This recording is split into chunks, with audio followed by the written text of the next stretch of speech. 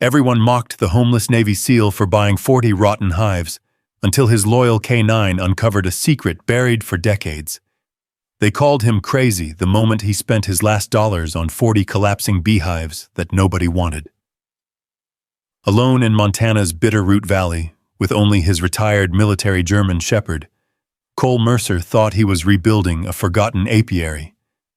But when Atlas refused to leave one weathered hive, they uncovered a hidden mission left behind by a fallen Navy SEAL, one powerful enough to change everything. Before we begin, comment 1 if you'd never give up on something you believe in, or 0 if you think Cole should have walked away, and tell us where you're watching from. The September sky hung low over the Bitterroot Valley, turning the mountains into layers of blue-gray shadows that stretched toward the horizon. Cold wind swept across the open pasture, carrying the scent of dry grass, pine needles, and distant rain. It was the kind of morning that made even longtime ranchers hurry through their chores. But Cole Mercer drove slowly, his battered pickup rattling over the gravel road, as if neither he nor the truck had anywhere else left to be. The faded blue Ford had over 200,000 miles on it. Rust spread along the wheel wells like old scars, and one headlight flickered every time the tires struck a pothole. Everything Cole still owned fit inside the truck bed beneath a weathered canvas tarp.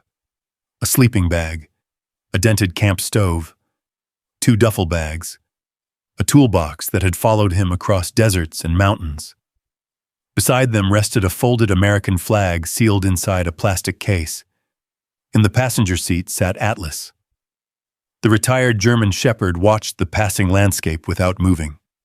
His muzzle had begun turning silver around the edges, but his amber eyes remained sharp, constantly scanning fence lines, tree rows, and every approaching vehicle. Years of military training had become instinct that neither age nor retirement could erase. Cole rested one hand on the steering wheel, while the other tightened unconsciously around the worn leather bracelet circling his wrist. It had belonged to Logan Hayes. The memory arrived without warning, just as it always did. Smoke, radio static, the crack of gunfire echoing against canyon walls. Then Logan's voice. "Move, Cole!" His heartbeat accelerated.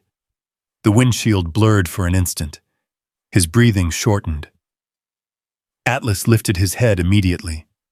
Without looking away from the road, the dog gently pressed his nose against Cole's forearm. The simple touch broke the spiral before it fully took hold. Cole released a slow breath. "I'm all right," he whispered. Atlas kept his nose there another second before settling back into the seat. It wasn't the first time. It wouldn't be the last. Since returning home 3 years earlier, Atlas had become more than a partner. He had become the quiet barrier standing between Cole and memories that refused to stay buried. The truck rounded one final bend before revealing a weathered wooden sign leaning beside a rusted fence. "Bees for sale, 40 hives best offer." The paint had faded until only fragments of the letters remained visible. Cole pulled into the long dirt driveway. Rows of neglected hive boxes stretched across a 1/4 acre near the edge of a meadow. Many leaned at awkward angles. Several had collapsed completely. Moss crept across warped wooden lids. Tall weeds swallowed the narrow paths between them. The entire apiary looked abandoned. An elderly man emerged from a small farmhouse carrying a coffee mug. His shoulders were slightly bent with age, yet his movements remained steady. "Morning," he called. Cole climbed out of the truck. "Morning." The old man extended a weathered hand. "Name's Arthur Dalton. Cole Mercer." Arthur's eyes drifted toward Atlas. "Military dog?" Cole nodded. "Retired." "Like me." Arthur smiled softly. "I figured." Atlas stepped down from the truck and stood quietly beside Cole without needing a command. The old beekeeper looked over the rows of failing hives. "My wife built most of these," he said after a long silence. 40 years. His voice remained calm, but grief lingered beneath every word. She passed last winter. Cole said nothing. Sometimes silence respected pain better than conversation ever could. Arthur began walking between the rows. The colonies collapsed over the past 3 seasons. He pointed toward several boxes whose sides had begun separating. Most folks said burn the wood. He shrugged. Maybe they're right. Cole crouched beside one hive. The timber felt damp beneath his fingertips, cracked, splintered. Years of weather had taken their toll. Only a faint hum drifted from somewhere farther down the row. Any colonies still alive? Cole asked. 2. Arthur motioned toward the far end. They're hanging on. Cole approached carefully. The surviving bees moved sluggishly around the entrance. Weak, but alive. He watched them for several seconds. There was something stubborn about the tiny insects. Something quietly determined. Arthur folded his arms. I've had 3 experienced beekeepers come out. They all told me the same thing. Cole looked up. Not worth saving. Arthur laughed once. A fancy way of saying, give up. Wind whispered through nearby cottonwoods. Beyond them, the Bitterroot Mountains rose like silent guardians around the valley. Cole felt strangely drawn to the place, not because it looked promising, because it looked forgotten. He understood forgotten places. Arthur cleared his throat. I was asking 300. Cole looked again at the collapsing boxes, at the weeds, at the broken frames stacked nearby. He reached into his pocket. $300 would leave him with almost nothing. His savings already hovered dangerously close to empty. There would barely be enough fuel left to keep moving, if he kept moving. What happens if nobody buys them? Cole asked. Arthur stared across the apiary. I'll burn every last hive. His voice cracked for the first time. My wife loved these bees. I just can't bear watching them rot anymore. Cole lowered his eyes. He remembered another promise, one made years ago beneath foreign stars. If something ever happens to me. Logan had smiled while scratching Atlas behind the ears. Take care of him. Cole had managed that much. Barely. He looked back toward Arthur. I've got $180. Arthur smiled sadly. That's not much. It's everything I've got. Silence settled between them. Arthur studied Cole's face. Then the truck. Then Atlas. Finally he nodded. Done. Cole blinked. You sure? I didn't want the money. Arthur extended his hand again. I wanted someone who'd at least try. Their handshake lasted only seconds. Yet somehow it felt heavier than contracts worth 100 times more. Arthur handed him a ring of old brass keys. The land lease goes with the hives. Cole frowned. I thought you said the lease wasn't included. Arthur smiled faintly. I changed my mind. By late afternoon, Cole had loaded broken hive boxes into the truck bed, one careful stack at a time. Atlas helped in the only way he knew. Watching, circling, never straying far. As they arrived at the neglected quarter-acre lease across the valley, several pickups slowed along the county road. Men leaned against open windows. One laughed loudly. Looks like somebody bought himself a pile of firewood. Another shook his head. Poor fool. A third called out. Those bees died years ago. Cole ignored them. Military service had taught him that ridicule rarely came from people willing to do difficult things themselves.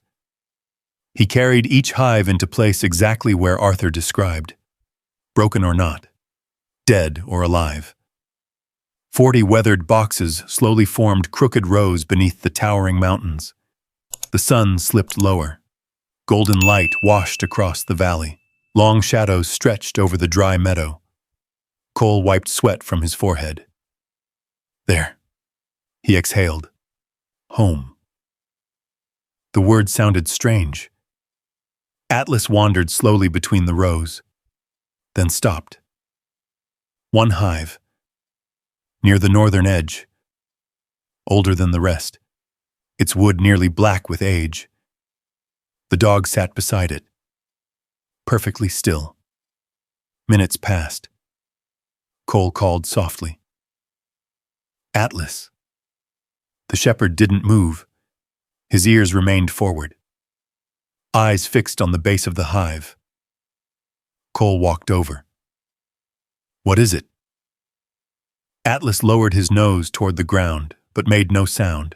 No barking, no scratching, only watching. Cole knelt beside him. The soil looked ordinary, dry grass, small stones, nothing else. He ran a hand across the weathered wood. The hive leaned slightly toward the hillside. Its entrance was silent. No bees, no movement. Nothing. Yet Atlas refused to leave. As twilight settled across the Bitterroot Valley, wind stirred through the pines beyond the meadow. The old hive stood alone beneath the fading light. Atlas remained beside it, staring as though someone, or something, had been waiting there for years. And somewhere deep inside Cole, a feeling he hadn't trusted in a very long time quietly whispered that buying 40 rotten hives might have been the beginning of something neither of them yet understood. The evening temperature dropped quickly as the last streaks of sunlight disappeared behind the Bitterroot Mountains. The valley transformed into a sea of blue shadows, and the silence grew so complete that Cole could hear the distant rush of Milner Creek winding through cottonwoods nearly half a mile away. Come on, partner, he said softly. Atlas finally stood. He gave the old hive one last look before following Cole toward the pickup.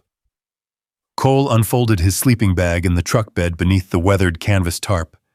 It wasn't comfortable, but after months of sleeping wherever he could park unnoticed, it felt almost familiar. He lit a small camp stove and heated a can of beef stew while Atlas lay nearby, watching the dark meadow. The broken hives stretched across the field like forgotten gravestones. 40 chances, 40 failures, or perhaps something else entirely.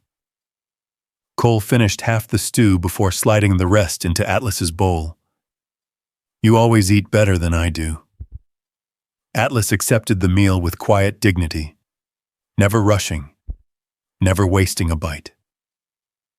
The stars emerged one by one above the valley.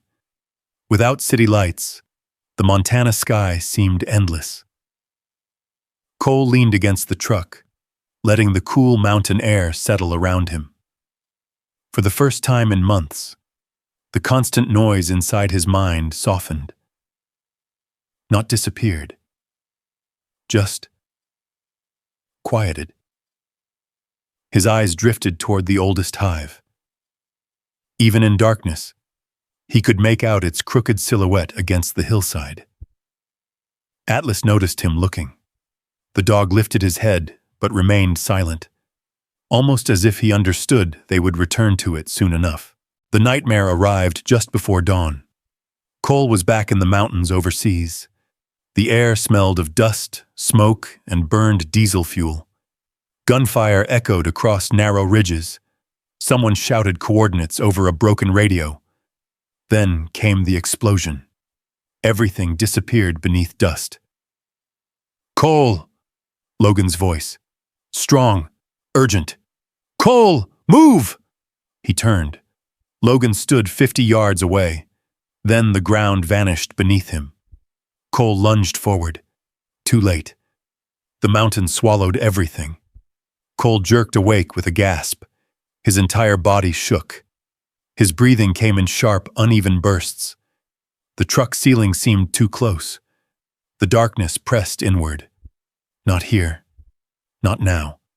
His pulse hammered against his ribs. A warm weight settled across his chest. Atlas. The German shepherd had climbed halfway into the truck bed without making a sound. He rested one heavy paw gently against Cole's arm, then nudged his shoulder with his nose. Once, twice, slowly, steadily. Cole closed his eyes. Easy. His own voice sounded distant. He focused on Atlas's breathing. Slow, even, reliable. He matched it. One breath, then another. The panic loosened its grip. Several minutes passed before Cole finally whispered, "Thanks." Atlas answered with a soft sigh before curling beside him until sunrise. Morning arrived wrapped in silver mist. Low clouds drifted through the valley, while frost covered the weeds surrounding the abandoned apiary. Cole stepped out of the truck with stiff muscles. Atlas stretched, shook the dew from his coat, and immediately began his morning patrol around the hives. Military habit. Every perimeter deserved checking. Cole smiled faintly. Some routines never disappeared. He grabbed work gloves and began inspecting each hive. Most were worse than he'd first realized. Frames had warped. Bottom boards had rotted. Several lids practically crumbled beneath gentle pressure. But not every piece was useless. Years in the seals had taught him to work with what remained, instead of complaining about what was gone. Good lumber could be salvaged, broken parts replaced, damaged equipment rebuilt. Piece by piece, hour by hour, the same way he'd rebuilt himself every morning since leaving the service. A pickup slowed along the county road, then another. Before long, 3 ranchers stood outside the fence watching. One removed his hat and scratched his head. "Morning." Cole nodded politely. "Morning." The tallest man chuckled. "You planning to raise bees?" He looked around at the collapsing boxes. "Or termites?" The others laughed. Cole continued tightening loose boards. No response. The second rancher folded his arms. "You know those hives died years back. So I've heard. Then why waste your time?" Cole finally looked up. "Because nobody else wants to." The men exchanged amused glances. One shrugged. "Suit yourself." They climbed back into their trucks and drove away, still laughing. Cole watched the dust settle behind them. It didn't sting the way insults once had. Maybe because he had heard worse. Or maybe because the loudest opinions rarely came from people carrying hammers. By noon, hunger pushed him toward town. The drive into Pine Hollow took 20 minutes. The little mountain community consisted of a single main street lined with weathered brick buildings, a hardware store, feed supply, gas station, post office, small diner. Everyone seemed to know everyone, which meant everyone noticed strangers, especially homeless strangers. Cole parked beside the diner. Atlas remained inside the truck with both windows lowered. "I'll be right back." The dog watched him disappear through the front door. A bell jingled overhead. Warm air smelling of coffee and fresh biscuits wrapped around him. Conversations paused. Not dramatically. Just long enough for people to notice someone new. Cole chose a stool near the end of the counter. A young waitress approached carrying a coffee pot. She wore a faded blue apron and smiled without curiosity. "What can I get you?" "Coffee." "And?" He hesitated. "Just coffee." She studied him for only a second. "You sure?" He nodded. She filled his mug. "My name's Emily." "Cole." She glanced through the window toward Atlas waiting patiently in the truck. "Beautiful shepherd." "He is." "Military?" Cole smiled slightly. "Retired." "Both of you?" "Something like that." Emily nodded once. No further questions. She simply walked away. 5 minutes later, she returned with a plate holding scrambled eggs, toast, and bacon. I didn't order this. I know. There must be a mistake. No mistake. She pointed toward an elderly couple eating near the window. They covered breakfast. Cole turned. The couple simply smiled before returning to their meal. He looked back at Emily. I can't. You can. She slid the plate closer. Some folks around here know what hard seasons look like. Emotion caught unexpectedly in his throat. Thank you, she smiled. Just promise me you'll eat it while it's hot. When he stepped back outside, Atlas greeted him with a gentle bump against his hand. Cole split the bacon in half. You earned this. The shepherd accepted it carefully. Across the street, two men loading fencing supplies into a trailer watched them. One leaned toward the other. That's the fellow who bought Arthur Dalton's dead hives. The homeless vet? Yep. He'll be gone before winter. Cole heard every word. He simply opened the truck door. Atlas climbed inside. Neither looked back. That afternoon, Cole stopped at the county library. The building occupied an old stone church converted decades earlier into a public reading room. Inside smelled of pine shelves and aging paper. A gray-haired librarian smiled warmly. Can I help you? I'm looking for books on beekeeping. She led him toward an entire shelf. Planning to start? I'm trying. He checked out every volume they had. Colony management, native pollinators, hive diseases, wildflower ecology, mountain honey production. He stacked the books carefully inside the truck. Atlas sniffed them before settling into his seat. You planning to read all those? The librarian laughed. I hope so. Back at the apiary, daylight faded as Cole sat on an overturned hive body reading beneath a lantern. Every few pages he looked up, watching, listening, learning. The surviving colonies produced a faint hum, weak but steady. He closed one book, opened another, made notes inside a small notebook, the same methodical habit he'd used planning missions years earlier. Observe, record, adjust, repeat. Atlas wandered slowly among the rows. Then once again, he stopped beside the oldest hive. The shepherd lowered himself onto the cool earth, watching, waiting, never taking his eyes from the weathered box. Cole closed his notebook. You really don't like leaving that one alone. Atlas didn't move. The evening breeze carried the scent of pine through the valley. Somewhere overhead, a hawk circled against the fading orange sky. Cole stood and walked toward the old hive. He rested a hand against its cracked wooden side. Cold, rough, ordinary. Yet Atlas's unwavering attention made it feel anything but ordinary. Cole looked toward the darkening ridgeline. I don't know what you're trying to tell me yet, he said quietly. But I learned a long time ago. He looked down at his old partner. Never ignore the one who's watching your back. Atlas remained perfectly still. The last light faded from the mountains, and beneath the oldest hive, hidden by years of soil, weather, and silence, something waited patiently for the only two souls still willing to listen.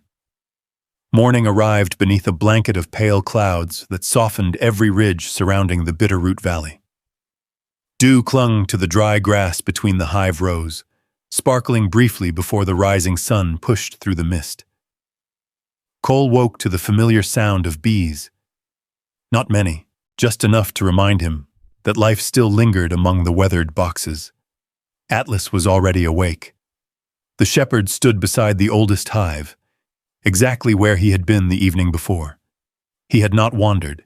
He had not explored the meadow. He simply waited. Cole climbed from the truck, stretching muscles stiff from another night beneath canvas. He brewed coffee over the camp stove while watching Atlas out of the corner of his eye. You've picked your favorite, he muttered. Atlas glanced toward him for only a second before returning his attention to the hive. There was no urgency, no barking, just quiet certainty. It reminded Cole of military patrols, when Atlas's ears would suddenly lock onto something no human had yet noticed. More than once, that silent focus had changed the outcome of an entire mission. He had learned to trust it, not because it made sense, because it had saved lives, including his own. After breakfast, Cole carried his tools to the oldest hive. Unlike the others, this one had almost disappeared beneath weeds and packed earth. Its wooden sides were darker than the rest, stained nearly black by decades of weather. He removed the warped lid. Inside, broken frames leaned at odd angles. Old comb crumbled at the lightest touch. Years had reduced the colony to little more than abandoned wax and splintered pine. "There isn't much left," Cole said quietly. Atlas stepped closer. Instead of sniffing the empty frames, he lowered his nose to the ground beside the hive. His body stiffened. Then, for the first time since arriving in the valley, he scratched. Once, twice, 3 deliberate strokes, not wild digging, not playful curiosity, measured, purposeful. Cole froze. "What is it?" Atlas scratched again. The soil was hard, mixed with gravel and roots, but the shepherd never stopped watching the same exact spot. Cole set down the hive body and picked up a short shovel from the truck. "All right." He drove the blade into the earth. The first few inches revealed nothing except dry dirt. Atlas remained fixed beside him. Cole dug deeper. 5 inches. 6. Then the shovel struck something solid. Not rock. Metal. The sound echoed differently. Sharp. Hollow. Cole knelt immediately, brushing away dirt with gloved hands. A corner appeared beneath the soil. Rust covered most of it. Canvas. Old military green canvas wrapped tightly around a cylindrical metal container. Cole's heartbeat slowed instead of racing. Training. Years of it. He carefully exposed the entire object before lifting it free. It weighed more than he expected. Perhaps 15 pounds. Atlas sat beside him without taking his eyes off the container. Cole turned it over. The waterproof cap remained sealed, despite years underground. Across one side, almost hidden beneath rust, faint black lettering became visible. U.S. property. His breath caught. Military. Here? He looked around the empty meadow. Nothing about this place suggested it had ever been connected to the armed forces. Only bees, grass, mountains. Yet Atlas watched the container with quiet recognition. Almost expectation. Cole carried it carefully to the truck's tailgate. The metal latch resisted at first. Years beneath the earth had fused rust into every seam. He sprayed a little oil from his toolbox. Waited. Tried again. This time the latch snapped loose with a dull metallic click. The waterproof cap lifted slowly. Inside lay another layer of tightly wrapped waxed canvas. Cole unfolded it. The smell of old paper drifted into the morning air. Beneath the wrapping rested several waterproof document sleeves. Each remained perfectly dry. His fingers hesitated before opening the first. Inside was a folded topographic map. Military grid lines crossed the Bitterroot Valley in careful detail. Small red circles marked locations throughout the surrounding mountains. Most had handwritten notes beside them. The handwriting stopped him cold. He knew every letter. Logan. Cole stared silently. The same firm block printing they had used filling mission logs overseas. The same handwriting that had once covered field notebooks during long deployments. He swallowed hard. No. Atlas looked up at him. Cole opened the second sleeve. Black and white photographs. Old observation towers. mountain ridgelines, aerial images of the valley. One photograph showed Logan standing beside Atlas years earlier. The shepherd looked younger, stronger. Logan rested one hand on the dog's shoulder while smiling into the camera. Cole hadn't seen that smile since the funeral. His vision blurred. He lowered the photograph carefully. The third sleeve contained military coordinate sheets covered with handwritten notes, dates, measurements, reference points. Nothing immediately explained why Logan had hidden them beneath an abandoned beehive. Only one small envelope remained. Cole recognized the writing before touching it. "For Colleaf Atlas brings you here." His chest tightened. Hands suddenly unsteady, he opened the envelope. Inside waited a single folded page. He unfolded it slowly. The paper had yellowed with age, but every word remained perfectly legible. Cole. If you're reading this, then Atlas remembered. I always believed he would. There's no time to explain everything here. Just know this wasn't an accident. The bees matter, but not for the reason people think. The land beneath them matters even more. Whatever happens, don't let anyone buy this property. Not for any price. Trust Atlas. He knows the place better than anyone alive. Logan Cole read the final sentence again, then again. The meadow around him seemed to disappear. Only Logan's words remained.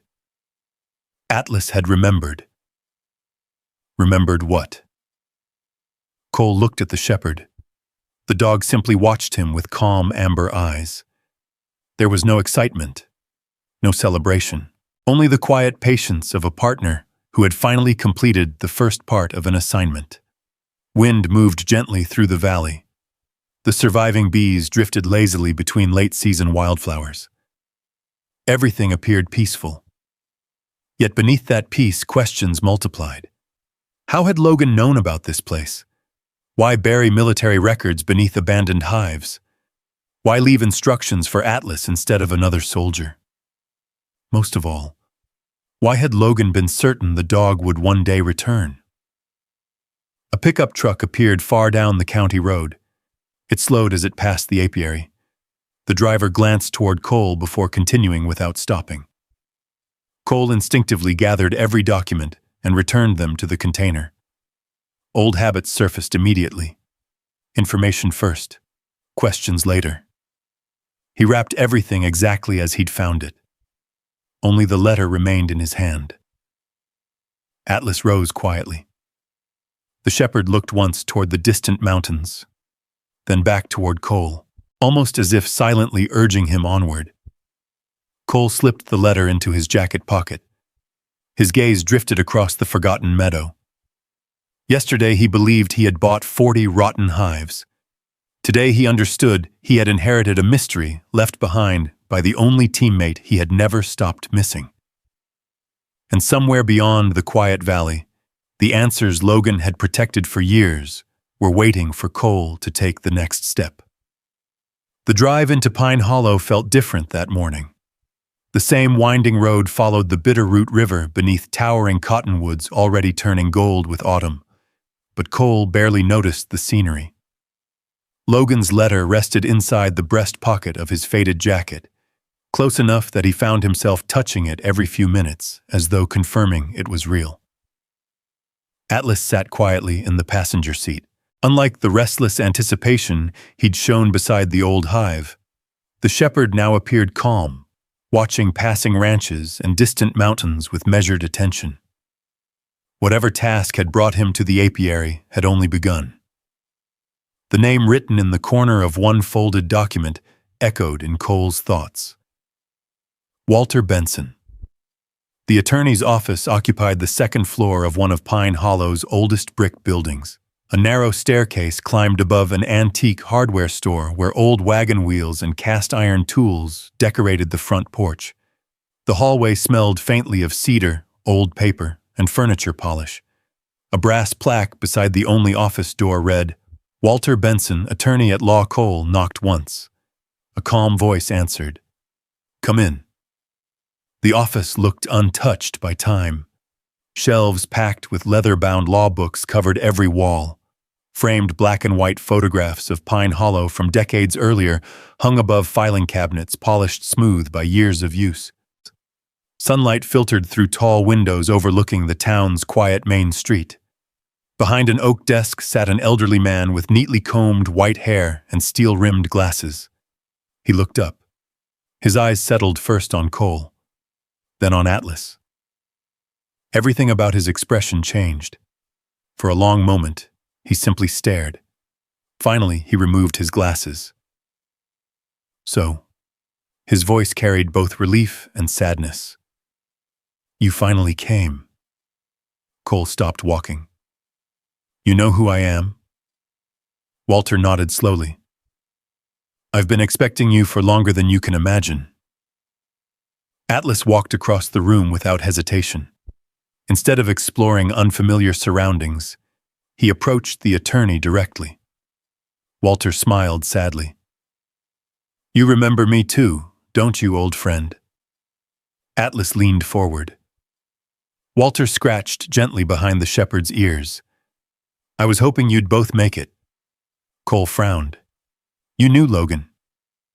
Walter folded his hands. "For nearly 12 years. Silence settled over the room. Outside, a freight train horn echoed faintly across the valley. Cole reached into his pocket and placed Logan's letter carefully on the desk. Walter looked at the handwriting without touching it. He buried the field container. Cole nodded. "Beneath an old hive." Walter closed his eyes briefly. "So Atlas found it. He led me straight to it." A faint smile crossed the attorney's face. "I told Logan that dog would never forget." Cole leaned forward. What was all this about? Walter stood slowly. Despite his age, his movements remained deliberate. He crossed to an old filing cabinet in the corner. Unlike the others, this cabinet required a brass key hanging from a chain around his neck. He unlocked the bottom drawer, reached inside, then lifted out a thick manila folder wrapped carefully in brown paper. The package had never been opened. Walter carried it back with both hands. "I promised Logan these papers would only be released if 2 conditions were met." He looked first at Atlas, then at Cole. "The dog had to return, and you had to come with him." Cole felt the room grow unusually quiet. Walter set the folder between them. "I've kept that promise for almost 8 years." Cole carefully untied the string holding the package closed. Inside lay several official documents bearing state seals, survey maps, engineering drawings, and notarized signatures. One title immediately caught his attention. Bitterroot Valley Conservation Easement Proposed Military Historic Corridor. He looked up. "I don't understand." Walter opened one of the maps. This valley wasn't chosen by accident. His finger traced a line winding through mountains, forests, and ranchland. During the Cold War, portions of this region were occasionally used for specialized military survival exercises. Cole studied the map. The coordinates match Logan's field notes. They should. Walter nodded. He helped survey several of these locations years after leaving active duty. Cole frowned. Why? Because he discovered something the original reports had overlooked. Walter pointed toward a narrow stretch crossing directly beneath the abandoned apiary. "This section." Cole stared. "The beehives?" "No." Walter shook his head gently. "The land." He slid another document across the desk. Years earlier, local conservation volunteers had begun quietly protecting portions of the valley because of rare native pollinator habitats and historic forest ecosystems. Logan had learned that the abandoned apiary rested directly above one of those protected corridors. He believed the valley deserved permanent protection. Walter paused, but he also believed official attention would eventually attract people with different priorities. Cole remembered the final sentence of Logan's letter. Don't let anyone buy this property. He expected someone would come for it. Walter nodded. He was certain. Atlas rested calmly beside Cole's chair, watching both men. Walter smiled toward the shepherd. I think Logan trusted him even more than paperwork. Cole managed a faint smile. So did I. Walter reached beneath the folder and removed one final envelope. Unlike the others, this one carried Logan's handwriting across the front. For Walter Benson open only after Cole arrives, Walter hesitated. I've never read it. You waited all these years? A promise is still a promise. He handed the envelope across the desk. You should open it. Cole carefully broke the seal. Inside rested a single folded sheet. The handwriting was unmistakable. Walter. If you're reading this, then Cole made it. If Atlas brought him, trust his judgment the same way I always did. Don't explain everything. Only tell him enough to keep him moving. The valley will reveal the rest when the time is right. He has to choose this mission himself. Logan Cole lowered the page slowly. There was no list of instructions, no dramatic confession, only another quiet push forward. Walter smiled knowingly. That sounds exactly like him. Cole laughed softly for the first time in many months. It does. The sound surprised even him. Walter noticed. So did Atlas. The shepherd's tail tapped the wooden floor once. Walter gathered the documents back into the folder. These belong to you now. Cole looked up. To me? Logan filed preliminary conservation paperwork before his last deployment. Walter nodded toward the maps. He intended to finish everything after coming home. The words lingered heavily between them. After coming home. Neither man needed to say what happened instead. Walter continued quietly. He believed if anything happened to him, his eyes shifted toward Atlas. You would finish what he started. Cole looked out the office window. Across the street, ordinary life continued. Children rode bicycles. An elderly couple carried groceries. A ranch truck rolled slowly through the intersection. None of them knew a forgotten valley outside town carried the final unfinished mission of a Navy SEAL who never came home. I don't know the first thing about conservation law, Cole admitted. You don't have to. Walter smiled. You already know something more important. What's that? How to keep a promise. Silence filled the office once more. Atlas stood.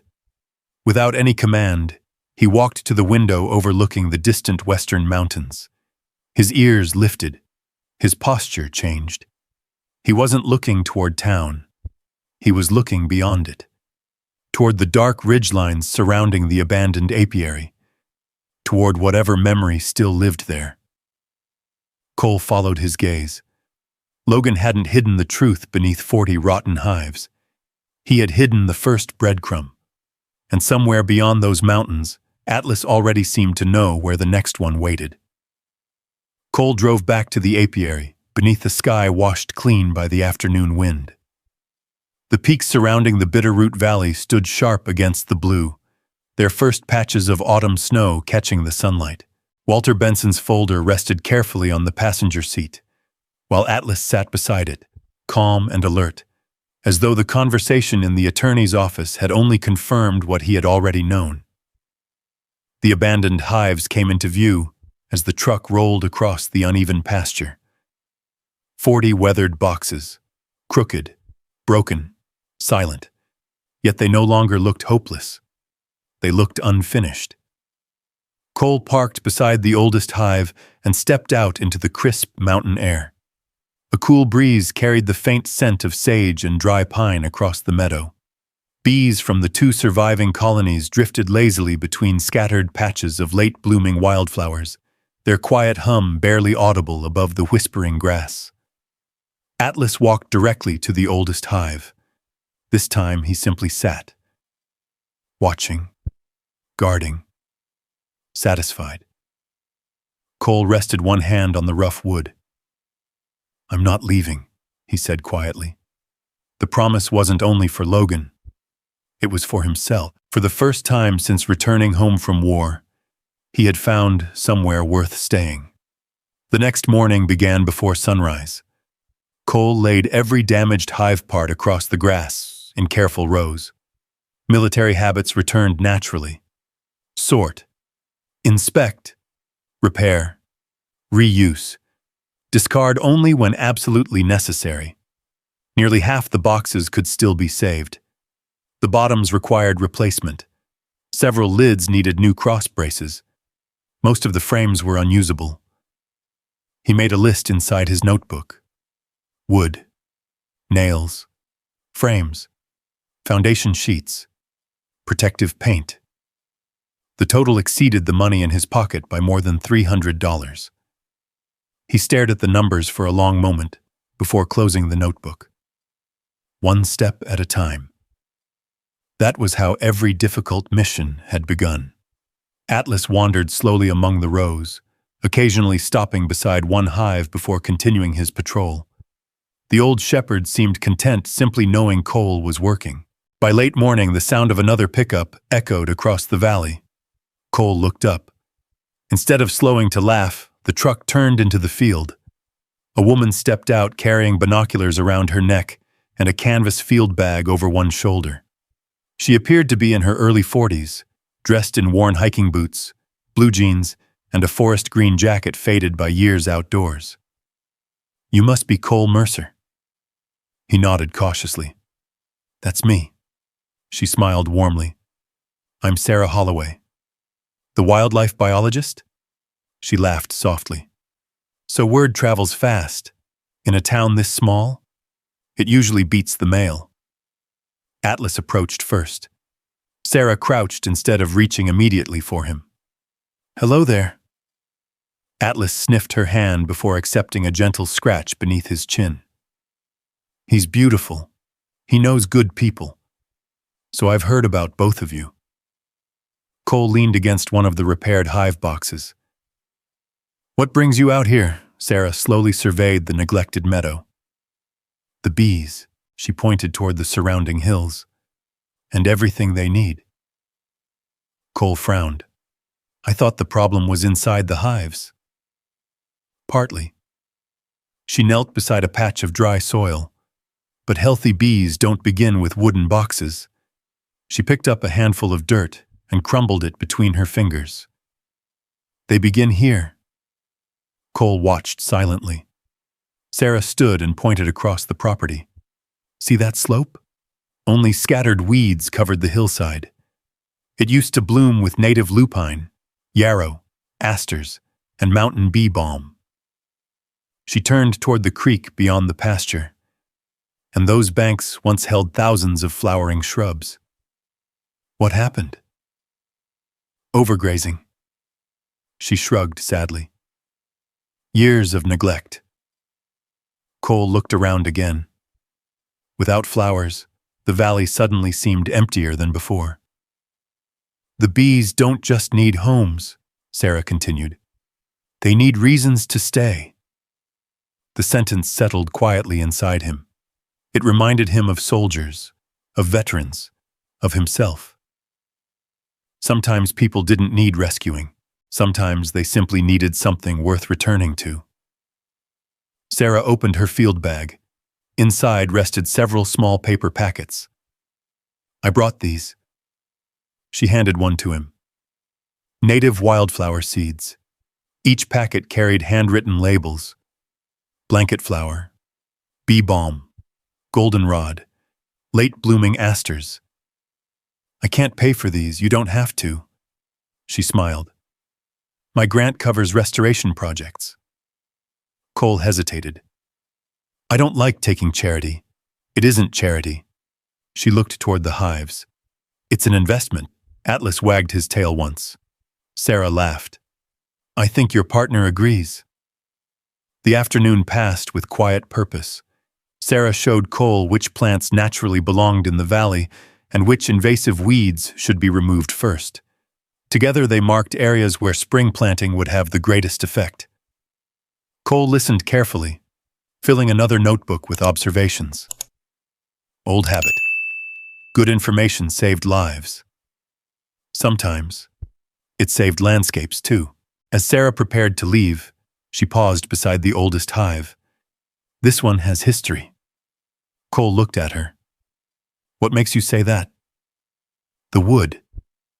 She ran her fingertips gently across its weathered side. It's much older than the others. She smiled. Funny. What? I've walked this valley for almost 15 years. She looked toward Atlas. And every time I passed this spot, she hesitated.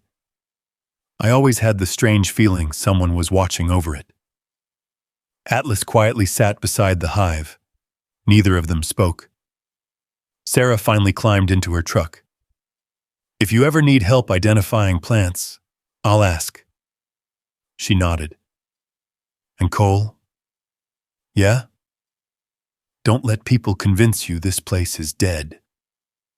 Her truck disappeared down the gravel road. Cole remained standing among the broken hives. The wind shifted. Several bees emerged from the surviving colonies and circled slowly around him before disappearing toward the distant meadow.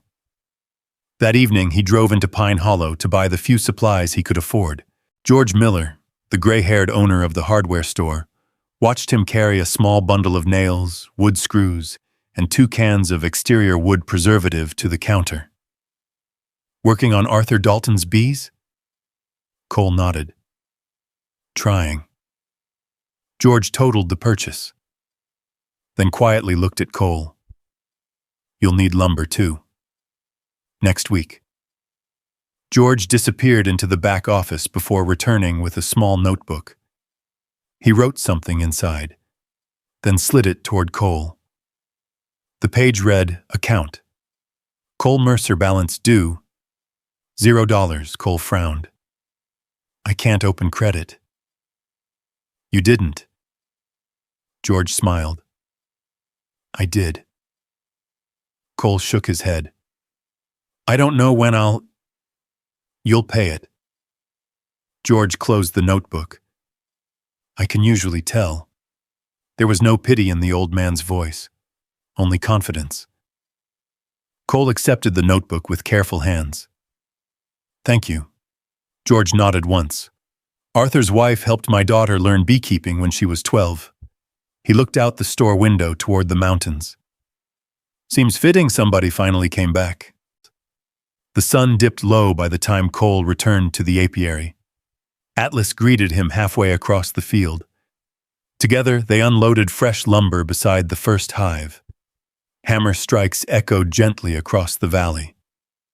One board, then another. Slowly, very slowly. The first hive began looking whole again. Darkness settled over the meadow.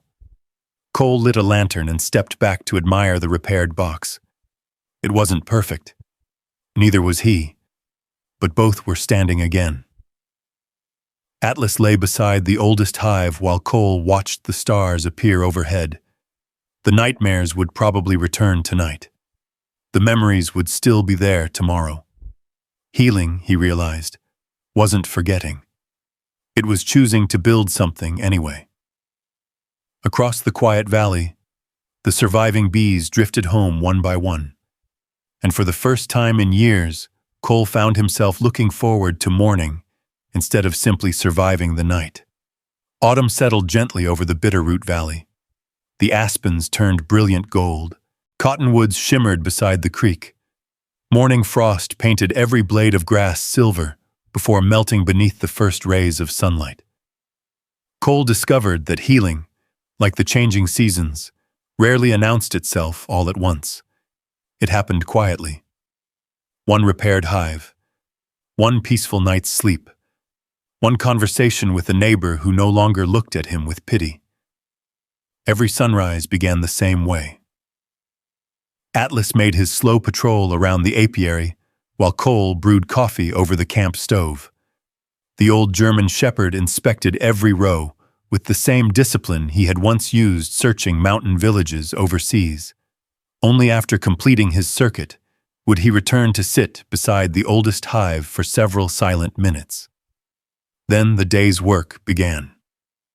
By the end of October, 6 hive boxes stood repaired. They still bore scars. Fresh lumber contrasted against weathered boards.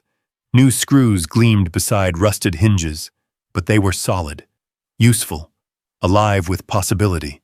Cole often caught himself smiling without realizing it. One afternoon he stood back, wiping sawdust from his hands. "You know," he looked toward Atlas, "I think we're finally making progress." Atlas answered with a single wag of his tail. That seemed enough. Winter arrived early. The first heavy snowfall blanketed the valley overnight, covering the apiary beneath nearly a foot of fresh powder.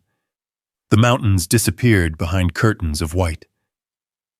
Wind swept through the pines with a deep, mournful sound that reminded Cole of helicopters crossing distant valleys years ago. He paused. His breathing caught. For one terrible second. The snow became desert dust. The wind became rotor blades. His heart began racing. Atlas reacted instantly.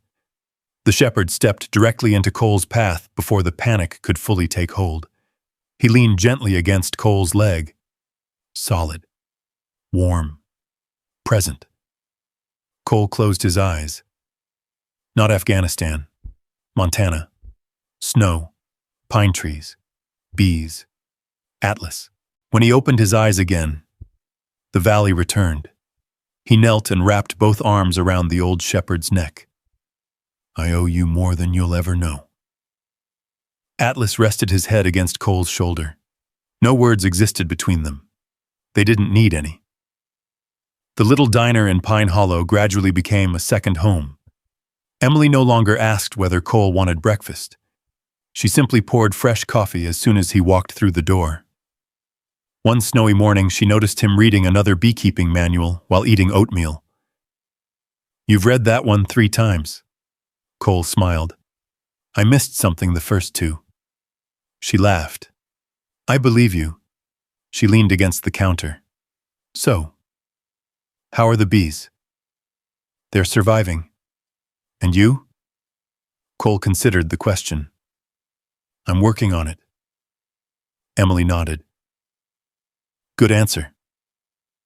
An older rancher sitting 2 stools away looked over. "Aren't you that fellow rebuilding Arthur Dalton's apiary?" Cole recognized him immediately. He had been one of the men laughing on the road weeks earlier. "That's me." The rancher stirred his coffee awkwardly. "My wife bought one of Arthur's honey jars every Christmas." He hesitated. "I shouldn't have laughed." Cole looked at him. Neither man spoke for several seconds. Finally, Cole smiled. "Water under the bridge." The rancher extended his hand. "Name's Ben Turner." "Cole." Their handshake felt genuine. Small, ordinary. Exactly the kind of moment Cole had forgotten could exist. By February, Sarah Holloway returned carrying rolled survey maps. "I brought something." She spread them across one of the repaired hive lids. The maps showed elevations, water flow, native vegetation, and historical plant communities throughout the valley. "I've been comparing satellite imagery." She pointed toward several faded areas surrounding the apiary. These meadows used to support thousands of flowering plants. Cole studied the maps. "So we bring them back."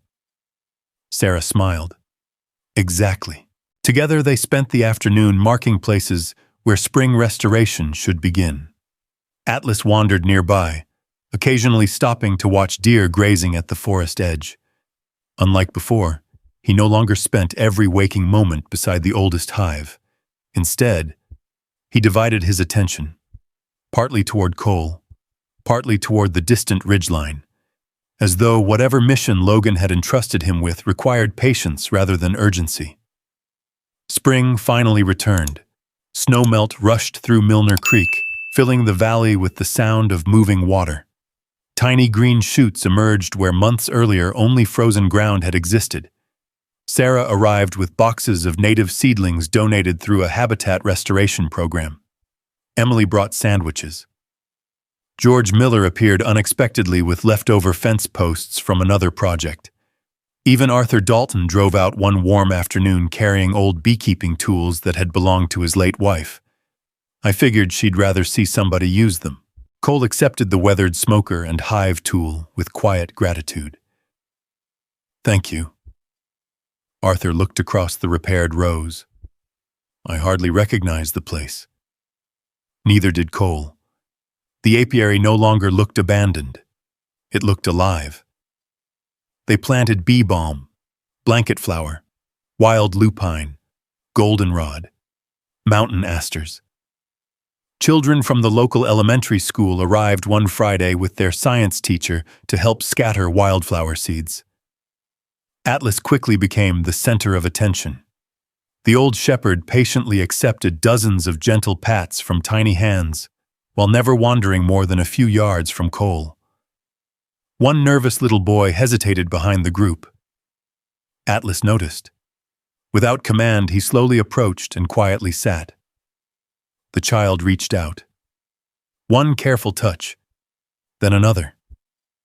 Soon he was smiling. Cole watched from across the field. "You've always been better with people than I was." Sarah overheard him. "He makes them feel safe." Cole looked toward Atlas. So did Logan. The words escaped before he realized he had spoken them aloud. Sarah glanced at him but asked nothing. Sometimes respect meant allowing silence to carry its own weight. The bees responded faster than anyone expected. By late May, fresh pollen dusted the entrance of several restored colonies.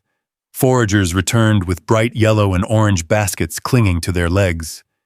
The gentle hum around the apiary grew louder each passing week. One evening, Cole stood beside the oldest hive, listening.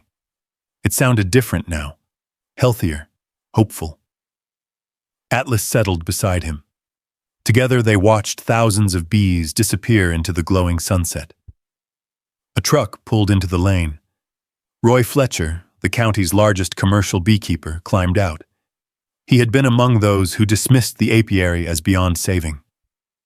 Without speaking, he walked slowly through every row.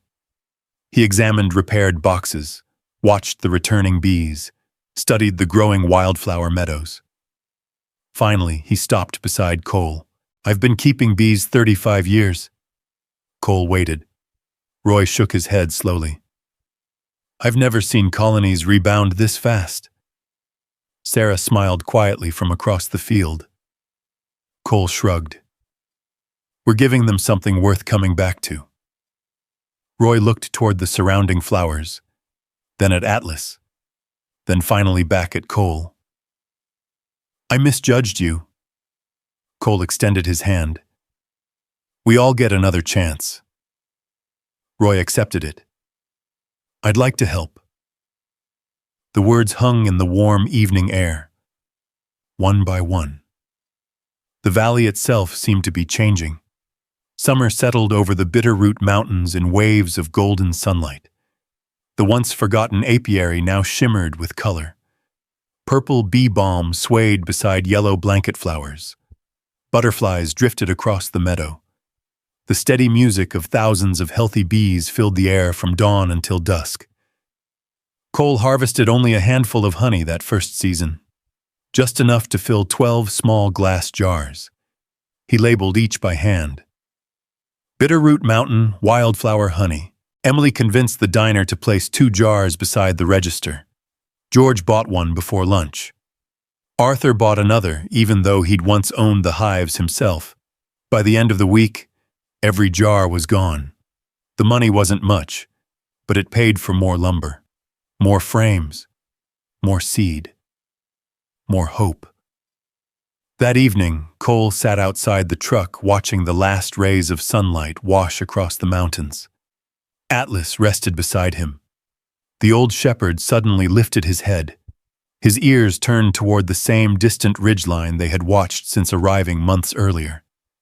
He remained perfectly still, watching, listening, waiting. Cole followed his gaze. The valley had begun to heal. So had he. But Atlas's quiet vigilance reminded him that Logan's unfinished mission wasn't over. It had only been waiting for the right season to begin again. Summer ripened slowly across the Bitterroot Valley.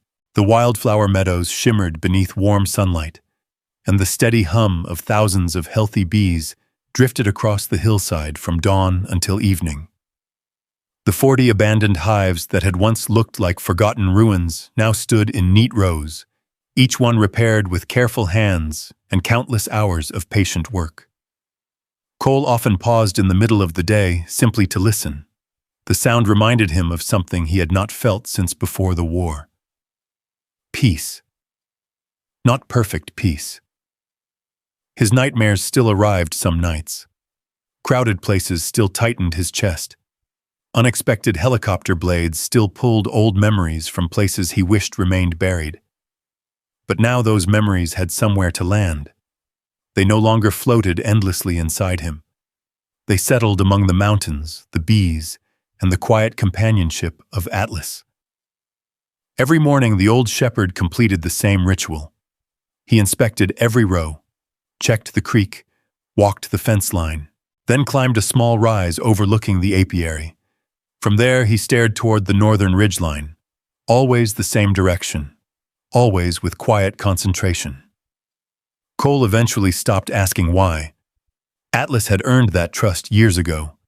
If he watched the ridge, then the ridge mattered, even if Cole didn't yet understand why. One Saturday morning, the Pine Hollow Farmers Market filled the courthouse square with folding tents and pickup trucks. Fresh vegetables, homemade bread, handcrafted furniture. Local ranchers greeted one another by first name while children chased each other beneath rows of cottonwood trees. Cole had brought 24 jars of honey. Every label was handwritten. Bitterroot Mountain Wildflower Honey. He wasn't expecting much. Instead, people stopped almost immediately. An older woman sampled a spoonful. Her eyes widened. "This tastes like spring." Another customer nodded. "It doesn't taste like grocery store honey. It tastes..." He searched for the right word. Alive. By noon, every jar had sold. Emily stopped by carrying 2 cups of coffee. "I told you people would notice." Cole smiled. "I figured they were just being polite." Emily laughed. "This town isn't polite enough to buy something it doesn't like." Atlas rested beneath the shade of the table while children wandered over to pet him. One little girl sat beside him reading aloud from a picture book, while the old shepherd listened with complete seriousness. Watching them, Cole realized something strange. Atlas wasn't only helping him heal anymore. He was helping other people feel safe too. That evening, as they returned to the apiary, 2 unfamiliar SUVs waited near the entrance. Black, clean, city vehicles, completely out of place among dusty ranch trucks. 3 people stood beside them. A man in a tailored gray jacket. A younger woman carrying a leather portfolio. Another man studying a large property map spread across the hood. They turned as Cole approached. The older man stepped forward with a practiced smile. "Mr. Mercer?" "That's right. My name is Daniel Foster." He extended a hand. "I'm with Horizon Energy." Cole shook it briefly. "What can I do for you?" Daniel looked across the apiary. "I've heard impressive things." Cole glanced toward Atlas. The shepherd remained beside him, watching without expression. Daniel continued. "Our company has recently acquired several properties throughout this valley." The younger woman unfolded a detailed survey map. Colored lines stretched across the surrounding mountains. Transmission routes, access roads, property boundaries. One bold red line stopped directly at Cole's apiary. Daniel noticed him studying it. "Unfortunately," he smiled apologetically, "your lease sits on the final section we need." Cole looked back toward the hives. "So, We'd like to purchase your leasehold improvements. I'm leasing the property. We're aware. Daniel nodded. We've already begun discussions with neighboring landowners. He paused. We'd like to make sure you're treated fairly. Atlas shifted his weight. Not aggressively, just enough that Cole noticed. The shepherd's eyes never left Daniel. What exactly are you offering? Cole asked. Daniel opened the portfolio. We're prepared to pay $125,000. Cole blinked. The number landed harder than he expected. $125,000. Less than a year ago, he had been counting quarters for coffee. Now someone stood in his meadow offering more money than he'd seen in years. Daniel continued gently. You could buy a home, replace your truck, expand your business somewhere better. There are plenty of excellent locations. Cole remained silent. Daniel mistook the silence for uncertainty. We understand you've worked very hard here. We respect that. The younger woman added quietly, the company is also willing to help relocate your operation. Cole looked across the meadow. The bees drifted between flowering plants Sarah had helped restore. Arthur's old smoker rested beside the workshop. George's lumber reinforced nearly every hive. Children from the school had planted many of the flowers blooming around them. This place no longer belonged only to him. It carried pieces of everyone. Daniel reached into his briefcase. I've prepared a formal offer. He handed over an envelope. There's absolutely no pressure today. We simply ask that you consider it. Before Cole could answer, Atlas moved. The shepherd walked calmly past everyone, straight toward the oldest hive. Daniel watched with polite curiosity. What a remarkable dog. Atlas stopped beside the weathered hive, then turned. Daniel took one step toward him. Immediately, Atlas stepped sideways, not barking, not growling, simply placing his body between the executive and the hive, calm, unmoving. Daniel hesitated. I wasn't trying to. Atlas held his ground. Cole knew that posture. It wasn't aggression, it was refusal. The same silent command Atlas had used overseas whenever danger lay ahead. Stay back. Daniel slowly retreated. Atlas relaxed instantly. The younger woman frowned. That's unusual. Cole looked toward the old hive. His heartbeat slowed. Atlas had welcomed schoolchildren, neighbors, Sarah, Walter, Arthur. He had never blocked anyone. Until now. Daniel cleared his throat. Perhaps, he forced a smile. He's protective of the bees. Perhaps. Cole slipped the envelope into his jacket. I'll read it. We appreciate that. The SUVs disappeared down the gravel road, leaving only dust drifting through the afternoon light. Silence settled over the valley once more. Cole walked to the oldest hive. Atlas remained standing beside it. What did you see? The shepherd looked toward the distant ridgeline, then back at the road where the visitors had vanished. Cole rested a hand against the weathered wood. He remembered Logan's letter. Whatever happens, don't let anyone buy this property. At the time, those words had felt mysterious. Now they felt like a warning. As evening settled across the meadow, Cole climbed the small rise where Atlas watched each morning. From there, he could see nearly the entire valley. Miles of forests, rolling pasture, Milner Creek glistening beneath the setting sun. Far beyond the western hills, construction vehicles moved like tiny insects across another property. Dust rose behind them. Progress, development, change. None of those things frightened Cole, but something about the timing unsettled him. Atlas sat beside him. Both watched until darkness slowly swallowed the mountains. Somewhere beyond those ridges, Logan had hidden the rest of his unfinished mission. And now, for the first time since discovering the military container beneath the oldest hive, strangers had arrived asking questions about the land. The offer in Cole's pocket promised comfort, security, a future he had once dreamed about. Yet Atlas's quiet refusal beside that weathered hive spoke louder than any amount of money ever could. Whatever Logan had protected all those years, someone else had finally begun looking for it. The envelope from Horizon Energy remained unopened on the small wooden table inside Cole's workshop. For 3 days, he refused to touch it.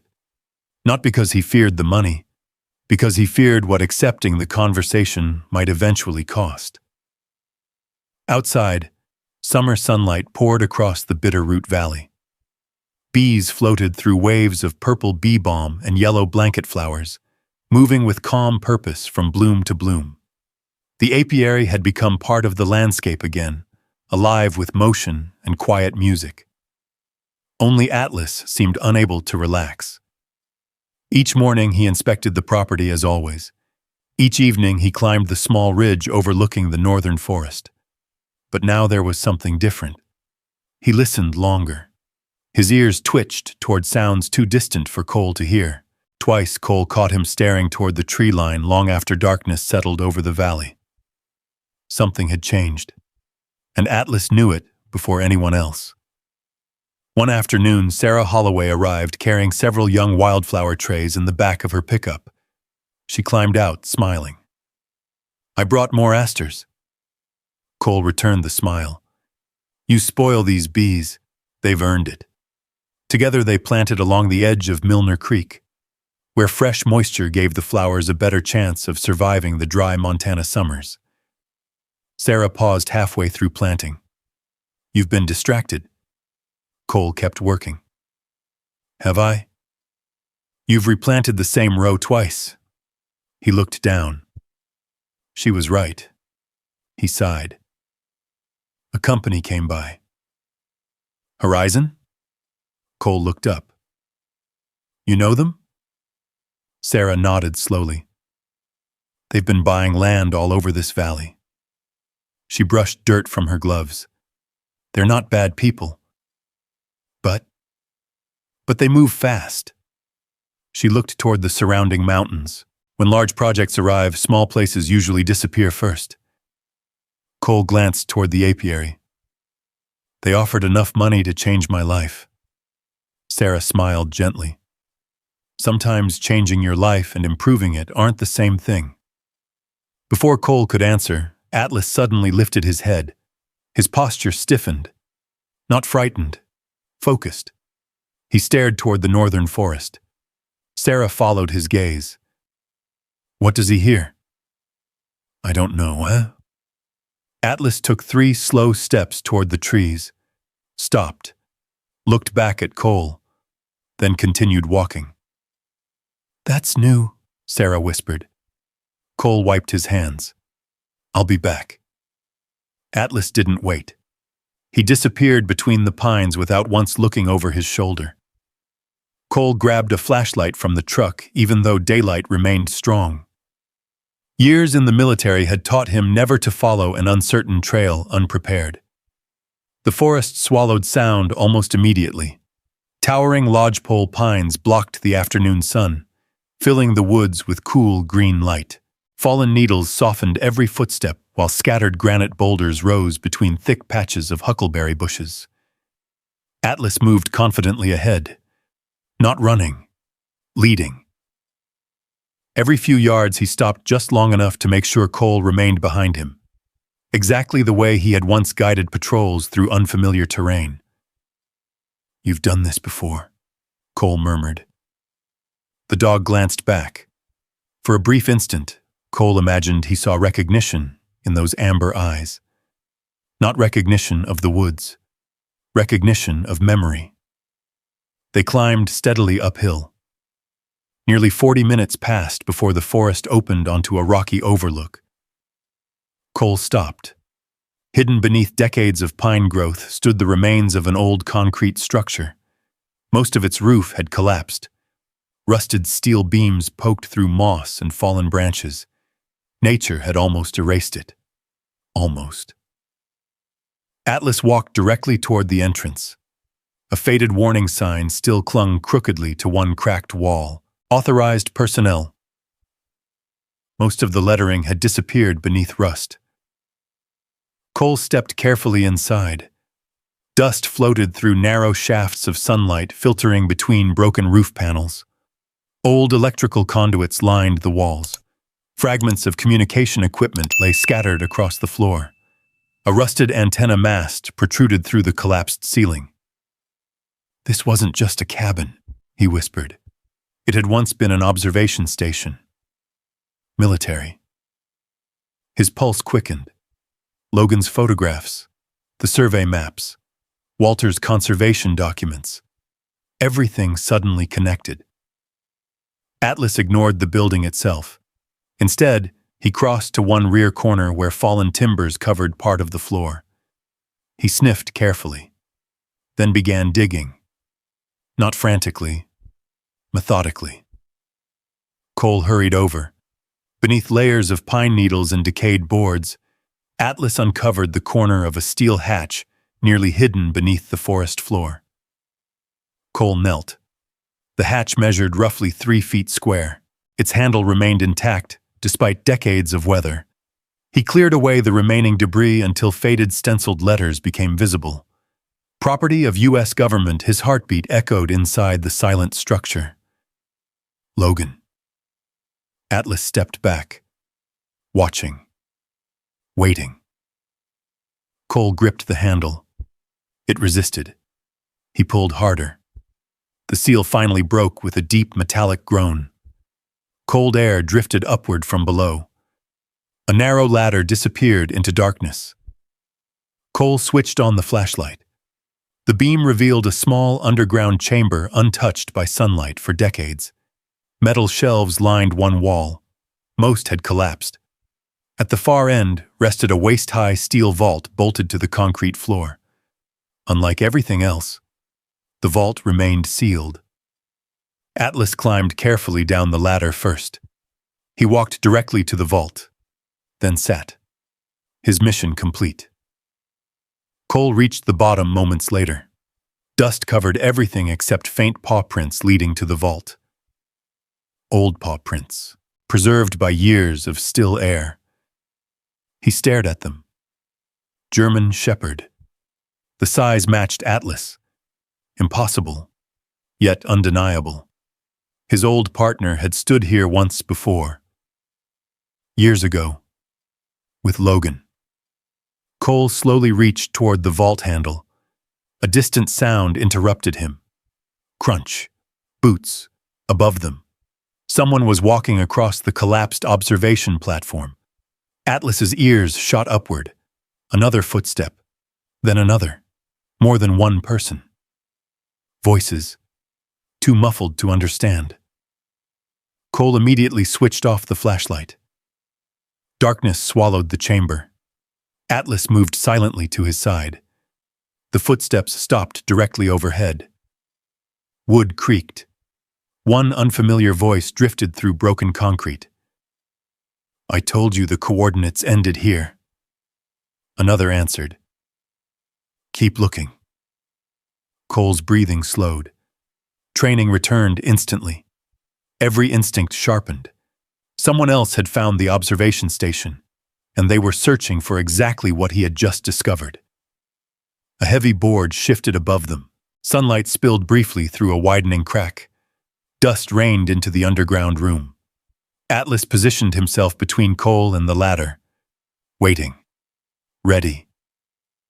The old shepherd made no sound. Neither did Cole. For nearly a minute, the only noise came from careful footsteps moving across the ruined platform. Finally, an engine started somewhere outside. Vehicle doors slammed. Silence returned. Neither Cole nor Atlas moved. Another full minute passed. Then 2. Only when the forest became completely quiet did Cole slowly exhale. "They're gone." Atlas remained alert. As Cole reached for the flashlight again, part of the weakened ceiling suddenly gave way. A massive timber crashed downward. Cole barely had time to react. Atlas launched himself forward with astonishing speed. The old shepherd slammed against Cole's shoulder, knocking him sideways, just as the heavy beam struck the floor where he had been standing. The impact shook the chamber. Concrete dust filled the air. Cole hit the wall hard. Pain shot through his left arm. "Atlas!" The shepherd stumbled. A splintered section of timber had clipped his right shoulder before crashing to the floor. Atlas regained his footing almost immediately, but his front leg trembled. Cole rushed to him. "Easy, easy." He ran careful hands over the dog's shoulder. No broken bone, but blood darkened the thick fur where the timber had scraped deeply across the muscle. Atlas looked up at him. His tail gave one reassuring wag, as if to say he was still ready to continue. Cole rested his forehead gently against the old shepherd's. "You just saved my life." Again. Above them, evening light filtered through the broken roof of the forgotten observation station. The sealed steel vault remained untouched only a few feet away. But now Cole understood something chilling. The greatest danger hidden beneath the Bitterroot Valley wasn't what Logan had buried. It was the fact that other people had finally begun searching for it too. Cole steadied Atlas before turning his attention back to the steel vault. The old German shepherd favored his injured shoulder, but refused to lie down. His breathing remained steady, his amber eyes fixed on the heavy metal door, as though every year since Logan's death had led to this single moment. "Just a little longer, partner," Cole whispered. "Then we're going home." He retrieved a compact first aid kit from his backpack and carefully clipped away the fur around the scrape on Atlas's shoulder. The wound was bleeding, but it was shallow. He flushed it with clean water, applied antiseptic, and wrapped it with a padded bandage. Atlas never flinched. He simply rested his head briefly against Cole's arm. The familiar gesture carried years of shared trust. "Still tougher than me," Cole said with a tired smile. Only after making certain Atlas could walk comfortably did Cole return to the vault.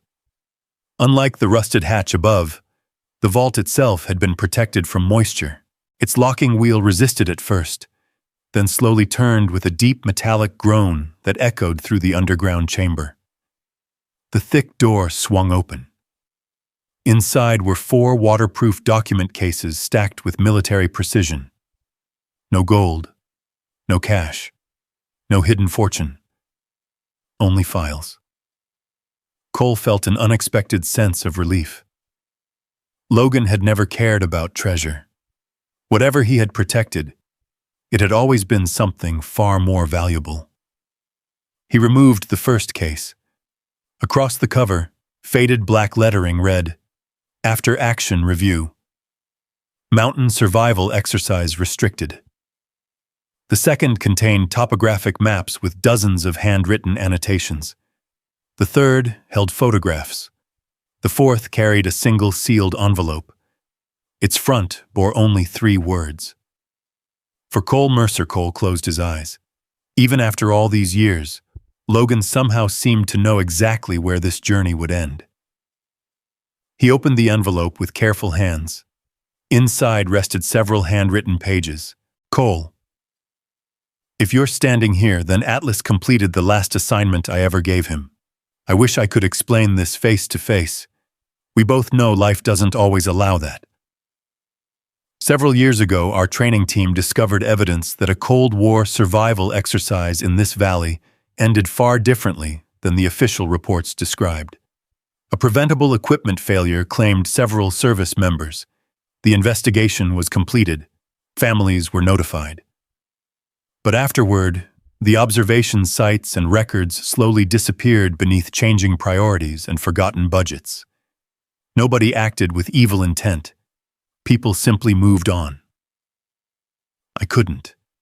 I kept thinking about the men whose names would eventually disappear with the buildings. So I started documenting everything. Not because I wanted headlines, because someone deserved to remember. Cole lowered the page. The silence inside the chamber seemed almost sacred. He unfolded the remaining pages. Logan had spent years working with historians, surveyors, and conservation volunteers to preserve the valley without drawing unnecessary attention to it. He discovered that the abandoned apiary happened to sit above one of the most historically significant portions of the old training corridor. Rather than exposing the location publicly, he quietly began securing legal protections through Walter Benson and local conservation records. The bees became an unexpected ally. Restoring pollinator habitat naturally discouraged commercial development while preserving the landscape exactly as it had been. Logan had chosen stewardship instead of publicity. His final paragraph was written more slowly than the others. If you're reading this, I'm already gone. That means you probably spent too much time blaming yourself. Stop. None of us gets to choose which mission becomes our last, but we can choose what happens afterward. Take care of Atlas. Protect the valley if you believe it's worth protecting. Then live the life I never had the chance to finish. That'll be enough. Cole stared at the words until they blurred. For years he had replayed that final deployment. Every decision, every radio call, every second leading to the explosion. He had convinced himself that surviving somehow meant failing. Now Logan's voice reached across the years with one simple command. Stop. The weight he had carried since that day did not disappear, but it shifted, just enough for him to breathe. Atlas stepped closer. Cole knelt beside him, resting one hand against the old shepherd's neck. I should have listened sooner. Atlas answered with a quiet nudge beneath Cole's chin. The same reassurance, the same loyalty, always without judgment. Cole opened the remaining document cases.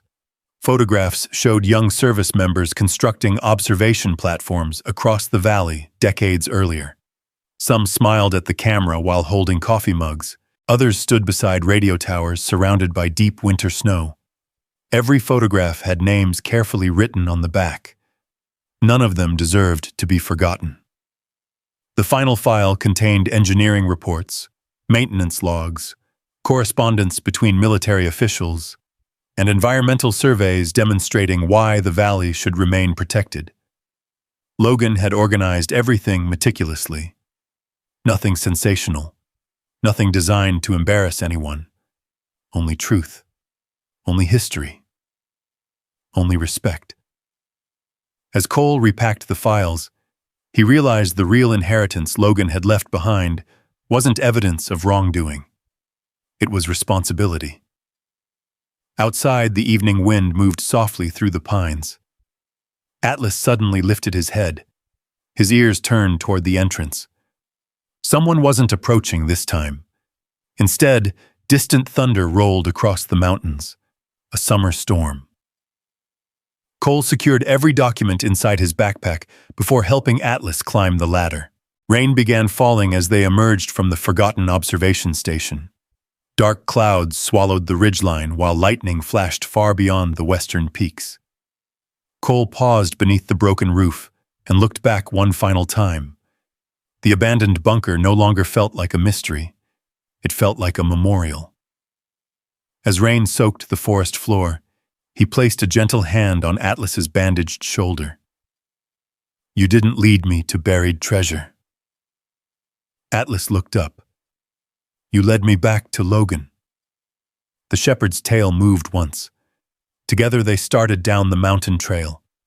The storm washed fresh tracks from the earth behind them, but it could not erase what they now carried. For the first time since Logan's death, Cole no longer felt like a man running from the past. He felt like a soldier entrusted with finishing one final patrol, and before he reached the valley below, he had already made his decision. No amount of money, no offer, no pressure would ever persuade him to abandon what Logan had spent years protecting. The storm followed Cole and Atlas all the way back to the apiary. Rain swept across the meadow in silver curtains, washing dust from the repaired hive boxes and soaking the wildflowers Sarah had planted months earlier. The bees remained safely inside their colonies, while thunder rolled across the Bitterroot Mountains, like distant artillery fading into memory. Cole eased Atlas into the workshop before removing the wet bandage from his shoulder.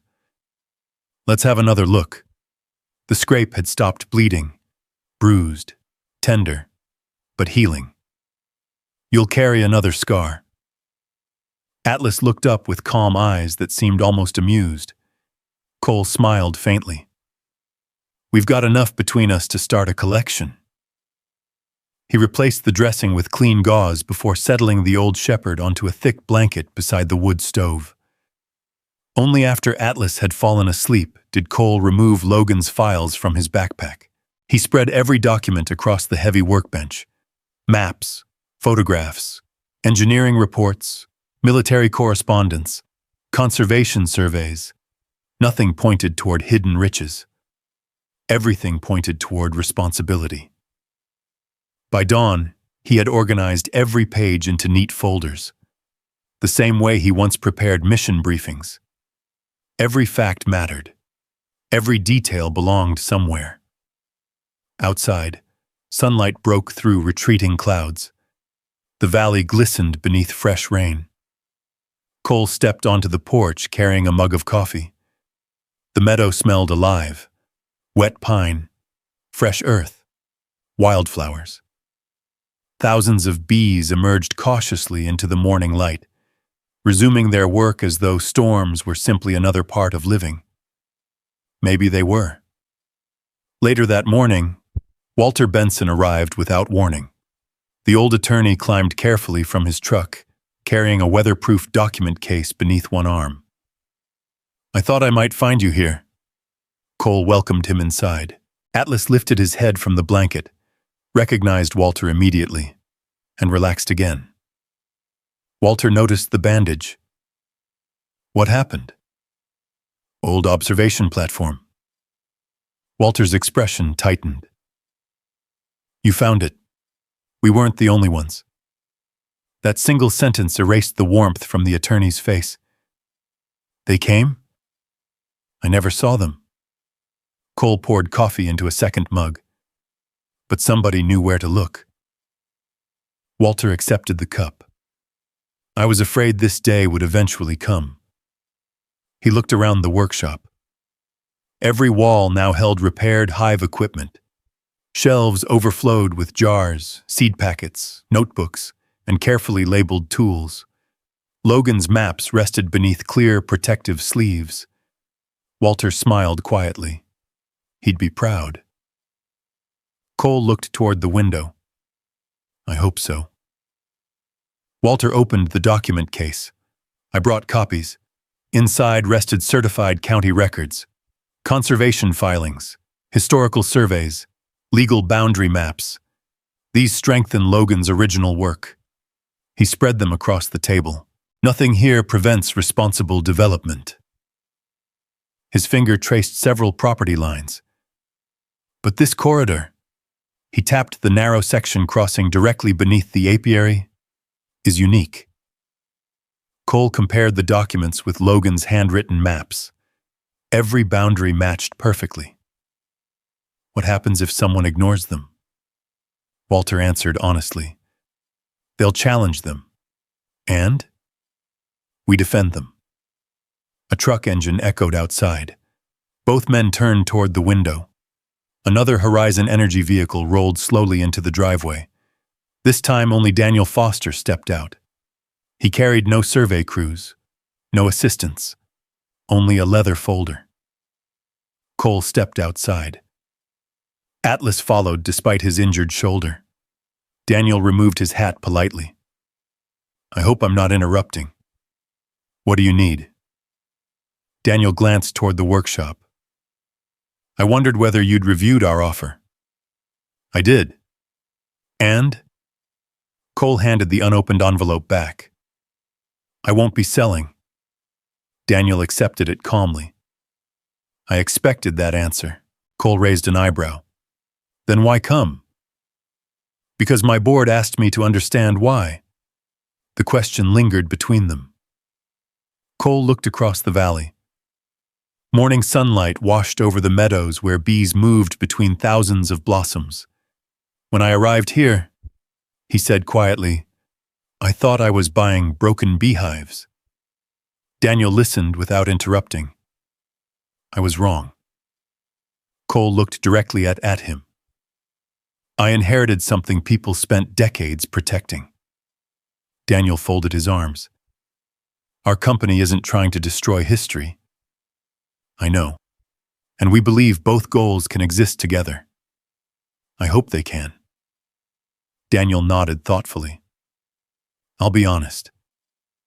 He looked toward the surrounding mountains. Several executives don't understand why this valley matters. They only see a root. Cole smiled sadly. That's because roots are easier to measure than memories. Daniel stood silent for several seconds. I appreciate your honesty. So do I. Before leaving, Daniel noticed Atlas standing beside the oldest hive. He still won't let me near that box. Cole looked down at his old partner. I've learned not to argue with him. Daniel laughed softly. Perhaps I shouldn't either. His truck disappeared down the gravel road without another word. Walter watched until the dust settled. That went better than I expected. Cole nodded. So did I. Days passed. News of Horizon's expanding project spread throughout Pine Hollow. Some neighbors urged Cole to reconsider. Others quietly supported him.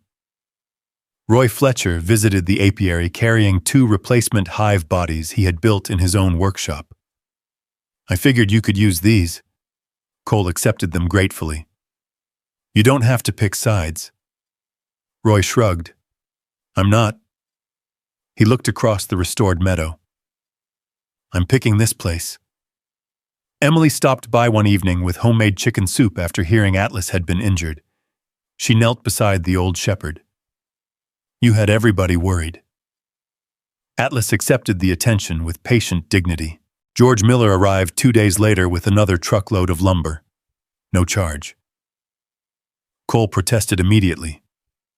I can't keep taking things. George smiled. You aren't.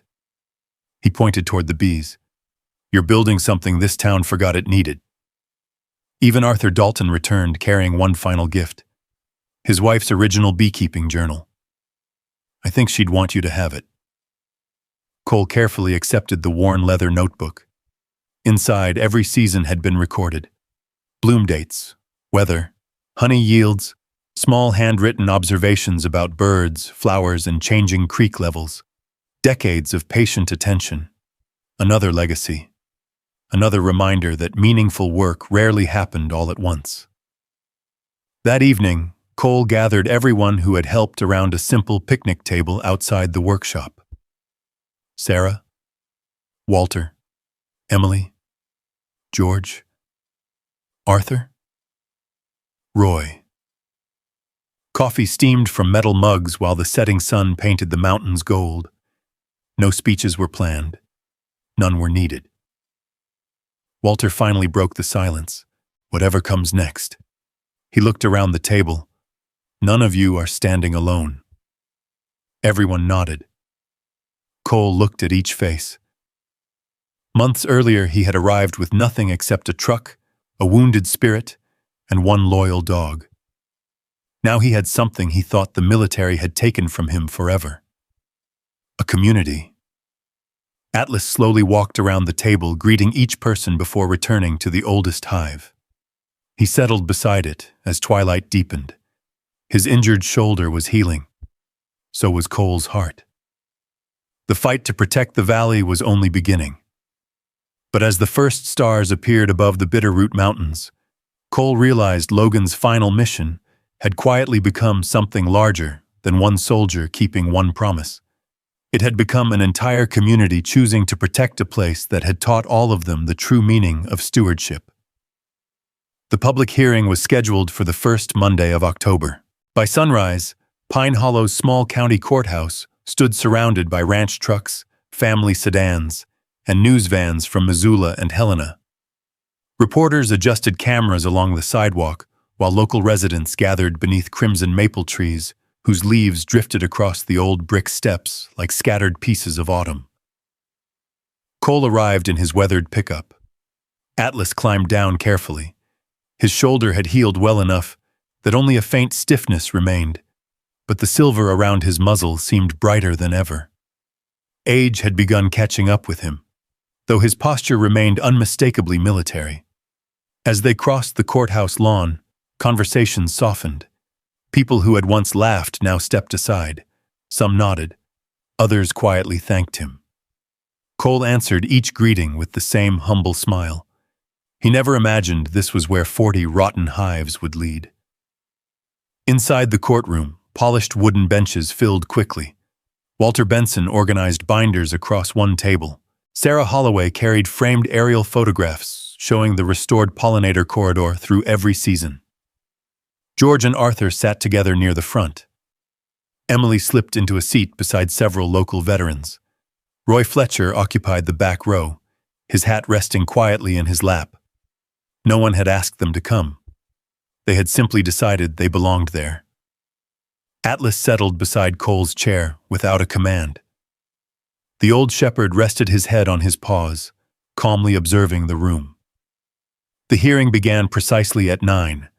Representatives from Horizon Energy presented updated engineering drawings showing the proposed transmission corridor.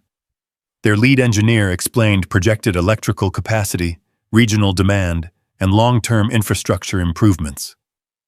Everything was professional, respectful. No one raised their voice. No one questioned the value of renewable energy or responsible development. Then Walter stood. He approached the podium carrying Logan's documents. "Ladies and gentlemen," his calm voice filled the room. "This discussion is not about stopping progress." He placed one weathered map beside a modern satellite image. It is about understanding what progress should preserve. One by one, he introduced the evidence. Historic military surveys, conservation registrations, official correspondence, state environmental filings. Everything Logan had spent years assembling. Nothing exaggerated, nothing hidden. Simply documented truth. Sarah followed with ecological studies showing how the restored wildflower corridor had dramatically improved native pollinator populations throughout the valley. She projected photographs taken over several years. The first image showed dead grass and collapsing hives. The second revealed scattered blooms. The final image displayed thousands of flowers stretching beneath healthy colonies. Gasps quietly spread through the room. The transformation spoke more clearly than statistics ever could. Then Walter introduced the military records. A respectful silence settled over every bench. He explained how the Forgotten Observation Network had supported specialized mountain survival exercises decades earlier. He carefully described the training accident Logan had documented, not as a scandal, but as a chapter of local history deserving remembrance. The men involved served honorably. Walter paused. Their families deserved to know they would never be forgotten. Several veterans in the audience lowered their heads. Across the room, Daniel Foster listened without interruption. When Walter finished, the county chairperson looked toward Horizon Energy. "Would your company like to respond?" Daniel stood slowly. He walked to the front carrying only a single folder. His expression held neither frustration nor defeat, only thoughtfulness. "Our company reviewed these historical materials extensively during the past several weeks." He glanced toward Cole. Much of what Mr. Mercer and Mr. Benson presented had never appeared in the planning documents provided to our engineering team. He paused. "We believe responsible development includes responsible stewardship." Several reporters immediately looked up. Daniel continued. "After consulting our board, Horizon Energy proposes an amended route. The projector changed. The transmission corridor shifted north of the protected valley. Longer, more expensive. but clear of the restored apiary and historical conservation area. A quiet murmur swept through the courtroom. Daniel wasn't finished. Our company also proposes establishing a permanent environmental restoration fund. He looked directly toward Sarah.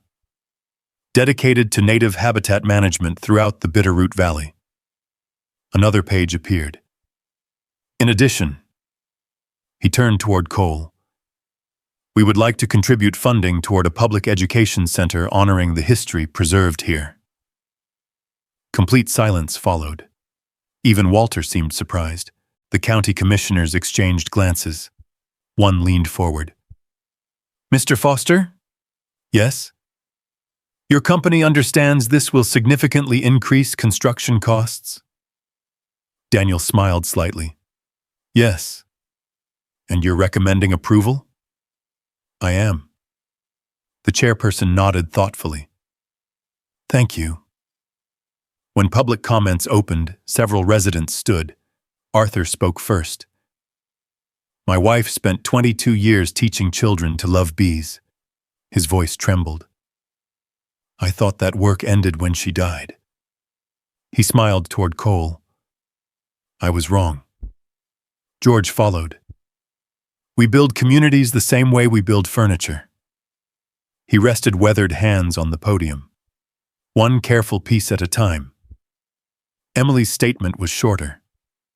Sometimes people need someone to believe in them before they remember how to believe in themselves. She looked toward Cole. This valley gave him that chance. Finally, Roy Fletcher stood. Years earlier, he had laughed at the homeless veteran buying broken hives. Now his voice carried quiet humility. I've kept bees for 35 years. He looked across the courtroom.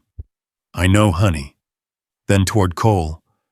But this, he gestured toward the valley outside, was never really about honey. It was about paying attention. The room remained silent after he returned to his seat. The chairperson looked toward Cole. Mr. Mercer, would you like to speak? Cole walked slowly to the podium. Atlas rose immediately and followed. He sat quietly at Cole's side. The sight drew gentle smiles throughout the courtroom. Cole looked around the room. Months earlier, he could barely order breakfast without feeling out of place. Now every face waited patiently. I didn't come here looking for history. His voice remained calm. I came looking for somewhere to sleep. A few people smiled softly. I thought I bought 40 rotten hives. He looked toward Atlas. My partner knew better.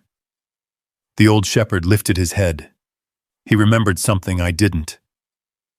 Cole paused. I lost my closest friend in uniform. His eyes drifted toward Logan's photographs displayed across the room. For a long time, he took a slow breath. I believed surviving meant I had failed him. The silence deepened. Turns out, he smiled faintly. He left me one last mission. He looked toward Daniel. I'm grateful your company chose to listen. Then toward Walter. I'm grateful someone kept a promise. Toward Sarah. I'm grateful someone taught me that healthy land heals more than bees. Finally, he rested one hand gently on Atlas's neck. And I'm grateful for one old dog who never forgot where home was. There wasn't immediate applause, only quiet. The kind of silence created when people are feeling something too deeply to interrupt it. Then one pair of hands began clapping. Arthur. George joined him. Emily, Roy, Sarah. Soon the entire courtroom stood. The applause rolled through the old building like distant thunder across the Bitterroot Mountains. Reporters raised cameras. Flashbulbs sparked, but none of them captured the moment that mattered most. Atlas looked up at Cole. His tail moved slowly once across the polished wooden floor. Not because strangers were applauding. Not because the valley had been protected. But because the final order his first handler had ever given him had finally been completed. For the first time in many years, The old shepherd closed his eyes without standing watch. He no longer needed to guard the mission alone. Together, Logan's memory, Cole's promise, and an entire community's compassion had transformed 40 forgotten hives into something far greater than anyone had imagined. They had preserved not only a valley, but the quiet truth that loyalty can outlive even the people who first inspire it. A year passed. Spring returned to the Bitterroot Valley with the quiet confidence of something that had always known its way home. Snow retreated from the mountain slopes, feeding Milner Creek, until it shimmered beneath the morning sun. The meadows surrounding the apiary awakened in waves of color. Purple lupine stretched across the hillsides.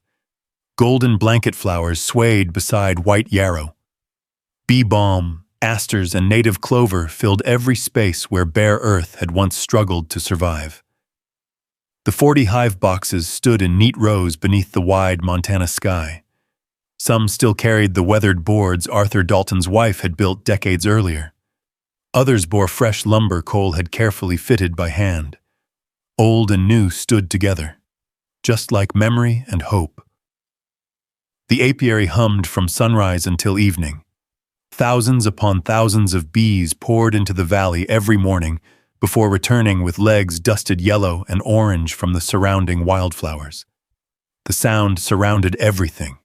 It wasn't loud, it wasn't dramatic. It was steady, purposeful, alive. Cole often stood in the center of the meadow before anyone else arrived, simply listening. A year earlier, he had been sleeping in the back of his truck with barely enough money for another tank of gas. Now he still drove the same old pickup. He still wore patched work gloves. He still preferred repairing things instead of replacing them. The greatest change wasn't what he owned. It was that he finally knew where he belonged. Atlas walked beside him at an easier pace now. Age had slowed the old German shepherd. His muzzle had turned almost completely white. The scar on his shoulder had disappeared beneath fresh fur, though cool mornings sometimes made him favor the leg for a few careful steps before loosening up. Cole never hurried him. Neither of them had anything left to prove. Near the entrance to the apiary stood a new wooden sign carved by George Miller. Logan Hayes Memorial. Pollinator and Conservation Center. Below it rested a smaller bronze plaque, dedicated to those who served quietly, protected faithfully, and never asked to be remembered. Beside the words was a simple outline of a German shepherd sitting beside a beehive. Visitors arrived almost every day. Elementary school classes wandered the flower paths, carrying notebooks almost as large as themselves. Sarah Holloway taught children how native plants supported entire ecosystems. Arthur Dalton demonstrated traditional beekeeping, using the smoker that had once belonged to his wife. Emily organized volunteer lunches beneath a long wooden pavilion built by local veterans. Walter Benson, now visiting less often because of his age, always found the same bench overlooking the meadow. He claimed the bees helped him think. No one argued. On one bright Saturday morning, a young veteran approached Cole after a guided tour. He wore the careful expression of someone carrying invisible weight. "I heard you served." Cole nodded. "I did. I've only been home 6 months." The younger man looked toward Atlas. "Some days." He hesitated. "I don't know what I'm supposed to do next." Cole remained quiet for a moment. A year earlier, he wouldn't have known how to answer. Now he simply pointed toward the nearest hive. "See those bees?" The young veteran nodded. "They don't leave the hive because they're certain the weather will stay perfect." He watched a cloud drift across the mountains. "They leave because the work matters." The young man followed the bees with his eyes. "I think I understand. I hope so." He smiled. "I had a pretty good teacher." Cole looked down. Atlas had quietly settled beside them, watching the conversation with patient eyes. That afternoon, Daniel Foster arrived in an ordinary pickup instead of a company SUV. Construction on Horizon Energy's redesigned transmission route had begun north of the protected valley months earlier. The project was progressing well, so was the restoration fund the company had promised. Daniel climbed out carrying a small wooden box. I brought something. Inside rested the original unopened purchase offer. $125,000. He laughed softly. I thought you might enjoy seeing what you turned down. Cole smiled. I don't regret it. I didn't think you would. Daniel looked across the valley. I've visited dozens of project sites. He shook his head slowly. This is the only one where everybody ended up winning. Sarah joined them carrying fresh wildflower seedlings. George waved from the workshop. Children laughed near the creek. The place felt less like a business than a gathering of old friends. Daniel smiled. You built quite a community. Cole answered honestly, no. He looked around at everyone. They built me. Late that evening, after the visitors had gone home and the valley settled into its familiar quiet, Cole walked slowly between the rows of hives. Atlas stayed close beside him. The old shepherd stopped where everything had begun. The oldest hive. Its weathered boards remained untouched except for careful repairs preserving its original shape. Cole rested one hand against the rough wood. This one stays exactly where it is. Atlas lowered himself onto the grass beside it. The same place.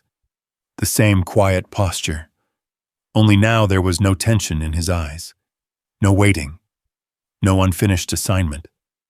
Cole sat beside him. The mountains glowed amber beneath the setting sun, while thousands of bees returned from their final flights of the day. The familiar hum spread across the meadow. Years earlier, that sound would have meant nothing. Now it carried memories. Arthur's faith, Sarah's guidance, Walter's promises, Emily's kindness, George's generosity, Roy's humility, Daniel's willingness to listen. Most of all, Logan. Cole reached into his jacket pocket. He still carried Logan's final letter. The edges had softened from being unfolded so many times. He read the last lines once more. Take care of Atlas. Protect the valley if you believe it's worth protecting. Then live the life I never had the chance to finish. That'll be enough. Cole folded the letter carefully. I finally understand. A warm breeze crossed the meadow. Wildflowers swayed together like gentle waves. Atlas leaned against Cole's shoulder, exactly as he had during countless sleepless nights after the war. Cole wrapped one arm around his old partner. You brought me home. The shepherd closed his eyes. Not from exhaustion. From peace. The first stars appeared above the Bitterroot mountains as the final bees disappeared into their hives. The valley settled into evening. The same valley everyone once believed was worthless. The same 40 rotten hives people had laughed at. They had never hidden treasure beneath broken wood. They had hidden something far rarer. A chance for one wounded soldier to discover that healing doesn't arrive all at once. It grows quietly through small acts of purpose, patient hands, loyal hearts, and promises kept. As darkness gently covered the meadow, the steady hum inside the hives continued. It sounded like thousands of tiny lives working together. It sounded like hope. And for Cole Mercer, it sounded like the voice of an old friend finally saying, Mission complete. If this story reminded you that loyalty, courage, and doing the right thing are always worth protecting, comment yes below. I'd love to hear your thoughts. And if you've ever stood your ground when everyone else said to walk away, share your story in the comments. If stories about justice, dignity, perseverance, and the people who never quit mean something to you, subscribe and join us for the next journey.